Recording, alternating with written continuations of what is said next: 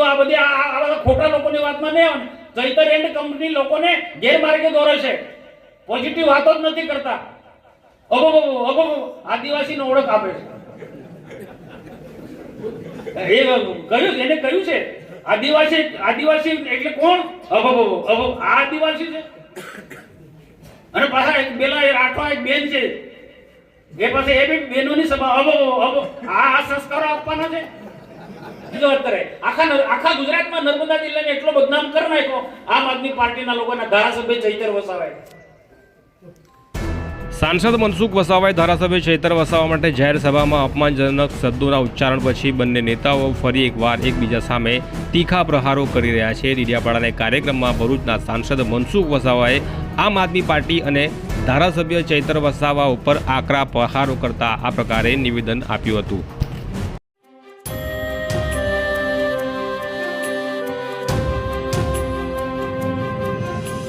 આપણે મનમાં રાખીએ કે 2047 ભારત વિકસિત ભારત બની જવાનો છે. મોદી સાહેબ પડ્યા છે પાછળ, એટલે થઈ જશે. પછી શું થશે? ડેડિયાપાડાની સ્થિતિ છે, જે ખોટા લોકો ઘૂસી ગયા છે એવા લોકો ઘૂસી જશે. કાં તો અમે આવવાનું બંધ કરી દઈશું. ખોટી શું કામ સત્યવાળા વેડફાની પદ મળ્યું છે તમને, શોભાના ગાંઠે માટે મળ્યું છે. નહીં ચાલે. બહુ ગંભીર બાબત કહેવાય. મેં એટલે જ કીધું કે દેશના પ્રધાનમંત્રી જબરદસ્ત ચિંતા કરે છે. 2047 દેશની વિકસિત ભારત બનાવવો છે. આખો દેશ વિકસિત ભારત થશે. આપણે જો તાલુકા પંચાયત, જિલ્લા પંચાયત પણ સત્તામાં ના હોઈશું, વિધાનસભા આપણી પાસે ના હોય, તો દેશ વિકસિત થશે 2047 અહીંયા એનો ફાયદો નહીં થાય. અહીંયા પાછળ જ રહીશું. અહીંયા હજુ મંથન કરો, નહીં ચાલે.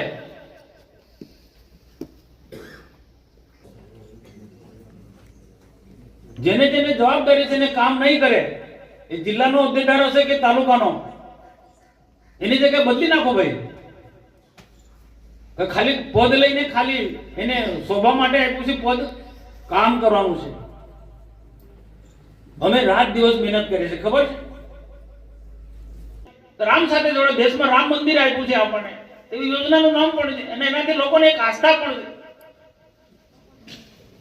ઉત્સાહથી બધા કામ કરશે. કોઈ નાનું મોટું કોઈ ગરબડ પણ નહીં થાય. રામ સાથે જોડાયેલી આખી યોજના છે. અને આપણે આવનારા દિવસોમાં જવાબ આપવો પડશે. નીલભાઈ પ્રમુખ સાહેબ, આ તમે તાલુકાના પ્રમુખો સાથે બેસીને તપાસ કરાવો. એ તો ખબર તો પડશે ને ગામ સરપંચ એ આમ કોંગ્રેસનો છે, ભાજપનો છે કે આમ આદમી પાર્ટીનો. મનરેગાના કામો અમને કેવા કર્યા છે? ખાલી આક્ષેપ તો કરવા છે પ્રસિદ્ધિ મેળવવા માટે, પણ એમને શું ધંધા કર્યા છે એ લોકોને ખબર પાડી જોઈએ કે નહીં ખબર પાડી જોઈએ. અને સાથે બીજી પણ વાત કહું કે કોઈ પણ યોજનાની નાની મોટી ગરબડ થઈ હોય તો કમ ધારાસભ્યની જવાબદારી નહીં સુધારવાની? જે તે સમય કામ ચાલતું હતું તે વખતે મનરેગામાં ખરાબ કામો થતા હતા, હું માન લઉં છું, વાત સાચી છે એમની. પણ ધારાસભ્ય શું કરે, શું જોયું ભાઈ? ધારાસભ્યની કોઈ જવાબદારી નહોતી? કેમ જે તે સમય મૌન સેવ્યું ને 4, 5, 6 મહિના પછી, વર્ષ પછી આને ઉછાળવાનું કારણ શું? કામમાં ગરબડ હતી, કામ ખરાબ થતા હતા, તો ચાલુ કામમાં ધારાસભ્ય તરીકે કેમ જોઈ નહોતી? એની ફરજ હતી કે નહીં ધારાસભ્યની? કે જાહેર સભામાં એટલું બોલવાનું કે મનરેગામાં આ કૌભાંડ થયું, મનરેગામાં આ કૌભાંડ થયું. આવા લોકોને પણ ઓળખવા પડે, ખુલ્લા પાડો. આવા લોકોને પણ આપણે ઓળખવા પડે, આવને ખુલ્લા પાડો જોઈએ. તો માહિતી છે ગુજરાતમાં કેટલા લોકો, કેટલા ધારાસભ્ય.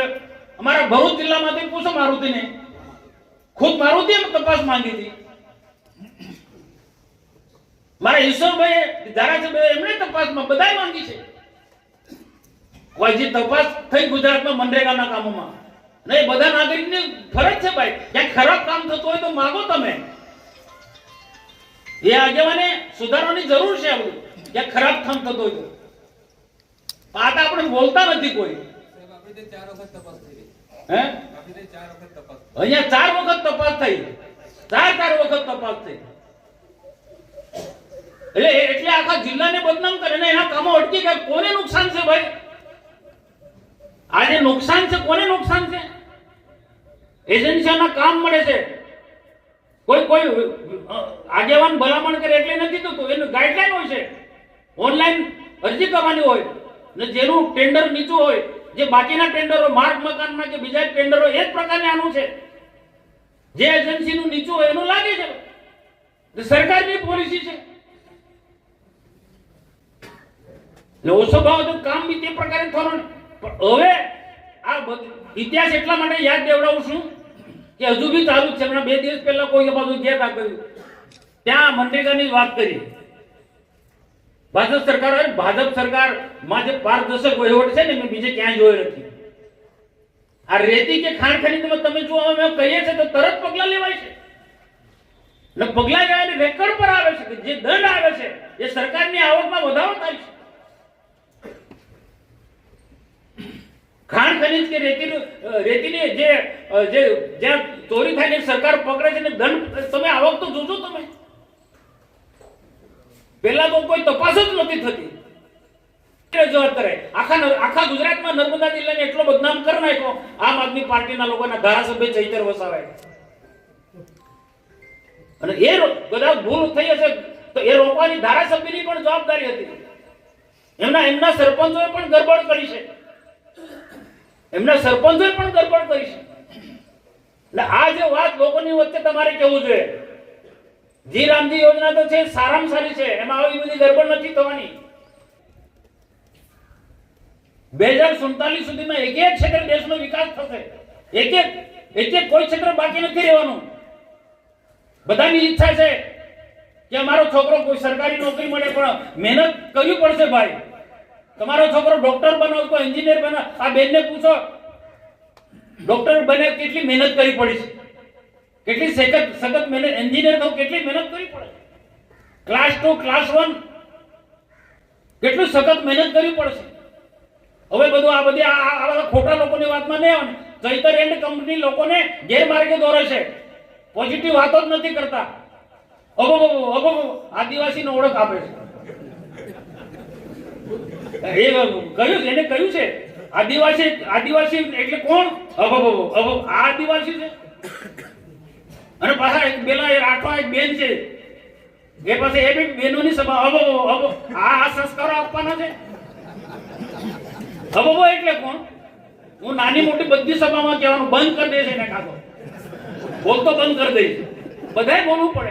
એટલે કોને કઈ લુખ્ખો માણસ હોય તો કે ગામમાં હોય લુખ્ખો માણસ હોય. આખા તાલુકાનો લુખ્ખો છે ધારાસભ્ય તો કે ને તો સીધી વાત છે ભાઈ, સીધી વાત છે. ગામમાં ડામીસ હોય, લુખ્ખો હોય, પીધેલ હોય, એક લાકડી લઈને ધારા લઈને કરતો ફરે તો એ લુખ્ખો છે. અને પેલી બેન માજી સંસદ સભ્યની દીકરી આવી હોય એ પાછી બહેનોની સંગત. તમે કઈ દિશા પર લઈ જવા માંગો છો બહેનોને, યુવાનોને? કઈ દિશા પર આ સમજવું પડશે. મનસુખ વસાવાએ બધાએ બોલવું પડે, બધાએ બોલવું પડશે ભાઈ. નહીં તો બધાને અબો કરાવશે અહીંયા. પછી શું થશે? એક ગામ પર જાઓ અને કો આપણો ધારાસભ્ય અબો.